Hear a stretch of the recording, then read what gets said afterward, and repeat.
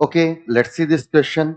A plane spiral with a great number of n terms would tightly wound tightly to one another is located in uniform magnetic field perpendicular to the spiral's plane. Suppose इस तरीके से कोई एक spiral है, हम लोग इसको draw करते हैं। इस तरीके से कोई एक स्पाइरल है जिसके टोटल टर्न कितने दिए हुए हैं हमें, n टर्न्स दिए हुए हैं। कितने टर्न्स दिए हुए हैं, n टर्न्स दिए हुए हैं। टोटल टर्न यहाँ पर n है। बोला गया कि मैग्नेटिक फील्ड के परपेंडिकुलर है, मतलब इस तरीके का यहाँ पर मैग्नेटिक फील्ड दिया हुआ है जो इसके प्लेन के परपेंडिकुलर है। The outside radius of spirals is equal to A. जो आउटसाइड रेडियस है वो कितनी है, ए दी हुई है, और इनर रेडियस जीरो है, मतलब कि अंदर वाली रेडियस यहाँ पर जीरो है। द मैग्नेटिक इंडक्शन, जो मैग्नेटिक फील्ड है वो वेरी करता है बी बराबर B nought sine omega t से, जहां B nought and omega are constant.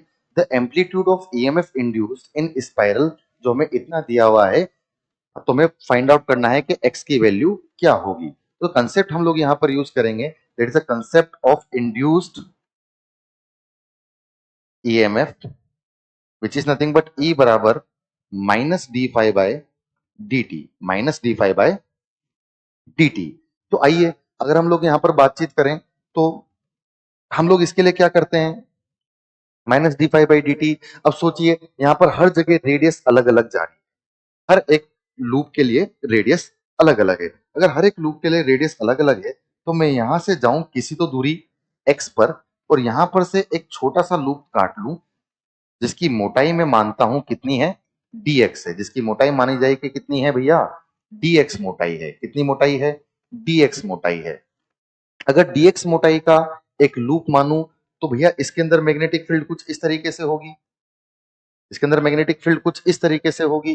तो इसके अंदर जो इंड्यूस्ड ईएमएफ लेता हूं वो इंड्यूस्ड ईएमएफ लिखा जाएगा ई बराबर d five by D T. तो लिखा गया d by D t of magnetic field अंदर कितनी है, B nought sine omega t, into area कितना भैया इसका, वो एरिया जिसमें मैग्नेटिक फील्ड प्रेजेंट हो, कितना, pi x square, into number of turns. इसके अंदर कितने नंबर ऑफ टर्न्स होंगे। अच्छा, हमें ये चीज समझ में आती है कि एन टर्न्स हैं कितनी मोटाई में, ए मोटाई में।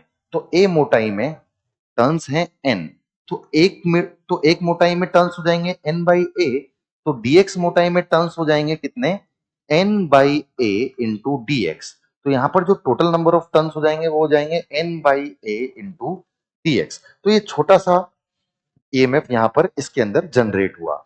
अगर हम लोग इसको लिखें तो यहां पर ये जो ईएमएफ हो जाएगा वो ईएमएफ निकल के आएगा, बी नोट बाहर की तरफ आ गया,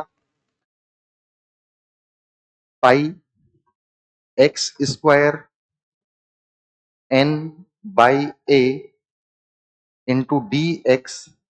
और साइन ओमेगा टी का अगर हम लोग डिफ्रेंशिएशन करें तो साइन ओमेगा टी का डिफ्रेंशिएशन हो जाएगा omega into cos omega T minus का। तो ये माइनस और ये माइनस साइन यहां पर आपस में एक दूसरे से कैंसिल आउट हो जाएंगे। अच्छा, हमसे यहाँ पर क्या चीज पूछी गई है, अच्छा, हम लोगों ने पहले फ्लक्स निकालना चाहिए था, हमने थोड़ी सी गलती कर दी है यहाँ पर।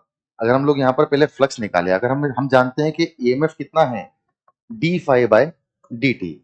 अब क्योंकि फ्लक्स चेंज हो रहा है हर एक सेगमेंट में, यहाँ पर फ्लक्स चेंज होना चाहिए। तो यहाँ पर डी फाइव की वैल्यू अगर हम लोग लिखें तो डी फाइव की वैल्यू हमें लिखनी चाहिए कितनी, d phi is equal to B dot A. Magnetic field कितना है, B nought sine omega t, into area कितना है, पाई एक्स स्क्वायर, जिस एरिया में मैग्नेटिक फील्ड प्रेजेंट है, इनटू कितने नंबर ऑफ टर्न्स हैं, N by A into D x. N by A into D x यहां पर नंबर ऑफ टर्न्स होने चाहिए। अच्छा, अब इस इतने छोटे से एरिया के लिए इतना फ्लक्स में चेंज है, तो अगर इस पूरे एरिया के लिए मैं फ्लक्स में चेंज चाहूं तो मैं इसको क्या कर दूं, दोनों साइड इंटीग्रेट कर दूं। इंटीग्रेट करेंगे के रेस्पेक्ट में, एक्स के रेस्पेक्ट में। जब सबसे पहला टुकड़ा तोड़ा तो एक्स की वैल्यू कितनी थी, जीरो, और अंतिम टुकड़ा तोड़ूंगा तो एक्स की वैल्यू कितनी हो जाएगी, ए। तो यहां पर जो टोटल फ्लक्स में चेंज आएगा, टोटल, वो क्या लिखा जाएगा, B nought sine omega t pi N by A into x square का इंटीग्रेशन कितना हो गया, एक्स क्यूब बाय 3, 3 इधर लिख देता हूं और अपर लिमिट डालूंगा तो A cube by 3, A cube by 3। इस तरीके से अपन लोगों ने इसका टोटल फ्लक्स में चेंज लिखा। अब इस टोटल फ्लक्स में अगर हम लोग चेंज के लिए बातचीत करते हैं तो टोटल फ्लक्स में चेंज अपन लोगों ने इस तरीके से लिख दिया है। ए ने यहां पर एक ए को कैंसिल आउट कर दिया तो यहां पर ए स्क्वायर बन गया है। चलिए, तो जो ईएमएफ है वो क्या है, d phi by d t. मतलब मैं चुपचाप से इस टोटल फ्लक्स में चेंज को टाइम के साथ के रिस्पेक्ट में डिफरेंशिएट करूं। हम लोगों ने पहले क्या गलती करी थी, हम लोगों ने पहले डायरेक्टली टोटल फ्लक्स नहीं निकाला था। हमें टोटल फ्लक्स निकालना पड़ेगा क्योंकि हर एक जगह रेडियस अलग अलग है, तो हर एक जगह से लिंक होने वाला फ्लक्स अलग अलग होगा।